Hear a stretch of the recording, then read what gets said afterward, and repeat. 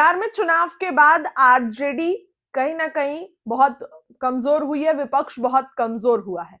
इस बीच सत्ता पक्ष में बैठे लोग अपने संगठन में बदलाव कर रहे हैं। नितिन नवीन को दिल्ली बिठाया, संजय सरावगी नए प्रदेश अध्यक्ष।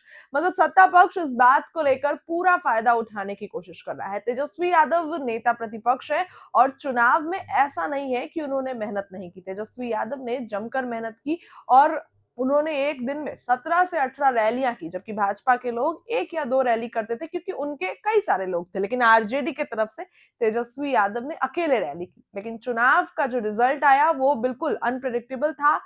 आरजेडी 25 सीटों पर आ जाएगी, ये किसी ने नहीं सोचा था। सत्ता पक्ष के लोग भी नहीं सोचे थे कि आरजेडी 25 सीटों पर आएगी। ऐसे में तेजस्वी यादव को एक और झटका लग गया है। बड़ी खबर है, देखिए तेजस्वी यादव को एक और झटका इसके पहले भी लगा था।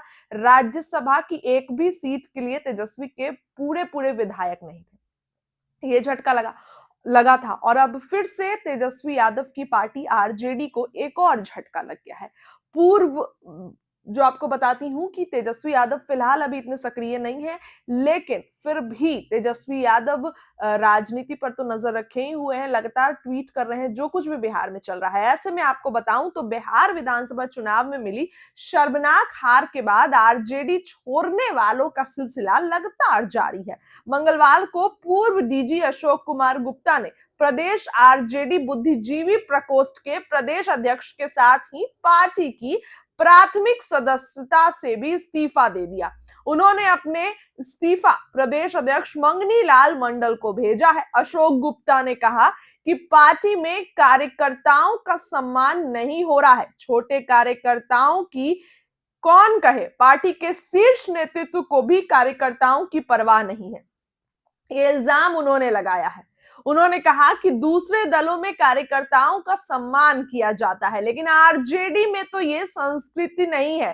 कहने को ए टू जेड और बाप का नारा दिया गया, लेकिन टिकट वितरण में इसकी अनदेखी की गई, ये इल्जाम उन्होंने लगाया। वहीं अशोक गुप्ता ने कहा कि नई राजनीतिक पारी किसी दल से शुरू करे, ये खरमास बात तय करेंगे। वो अब उनका आगे का भविष्य क्या होगा, किस पार्टी में वो जाएंगे, इसको लेकर उन्होंने कहा कि ये सब कुछ जो है वो खरमास बाद वो तय करेंगे। उन्होंने कहा कि दूसरे दलों में कार्यकर्ताओं का सम्मान किया जाता है, लेकिन आरजेडी में ये संस्कृति नहीं है। इससे पहले पार्टी के कद्दावर नेता पूर्व सांसद विजय कृष्ण ने पार्टी छोड़ दी थी। बिहार सरकार में कई बार मंत्री रहे विजय कृष्ण ने 2004 के लोकसभा चुनाव में बाढ़ सीट पर जदयू उम्मीदवार के रूप में बिहार के वर्तमान सीएम नीतीश कुमार को हराकर खूब चर्चा बटोरी थी। इसके बाद 74 की उम्र में विजय कृष्ण ने आरजेडी सुप्रीमो लालू यादव को अपना इस्तीफा भेजा था, जिसमें लिखा था कि मैं दलगत और सक्रिय राजनीति से अलग होने का निर्णय ले रहा हूं।